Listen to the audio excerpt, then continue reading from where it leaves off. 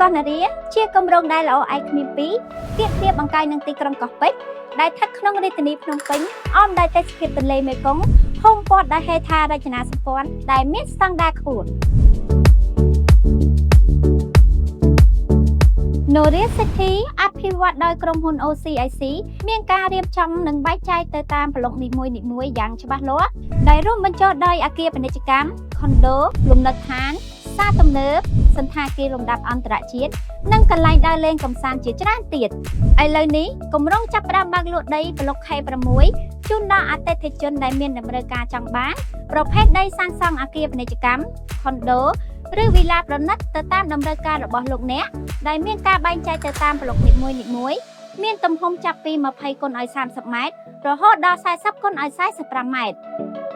ដីជួរខាងមុខបែរទៅទន្លេជាប់ផ្លូវ12 ម៉ែត្រអាចសាងសង់វិឡាឬភូមិគ្រឹះបានកម្ពស់18 ម៉ែត្រដីជួរកណ្ដាលជាប់ផ្លូវ14 ម៉ែត្រអាចសាងសង់បានកម្ពស់25ទៅ36 ម៉ែត្រដីជួរកណ្ដាលជាប់ផ្លូវធំនរា20 ម៉ែត្រអាចសាងសង់អគារពាណិជ្ជកម្មខុនដូខ្ពស់បានលើសពី36 ម៉ែត្រអាស្រ័យលើការសុំច្បាប់អនុញ្ញាតសាងសង់ជាក់ស្ដែង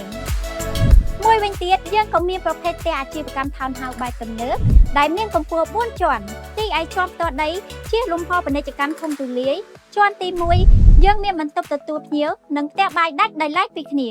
ជាន់ទី2និងជាន់ទី3មានបន្ទប់គេង4សម្រាប់ស្នាក់នៅរីឯជាន់ទី4វិញយើងមានបំពាក់ជូនដំបូល Skyline ដែលមានពន្លឺព្រះអាទិត្យចេញចូលបានល្អស័ក្តិសមបំផុតក្នុងការរស់នៅឬបើកអាជីវកម្ម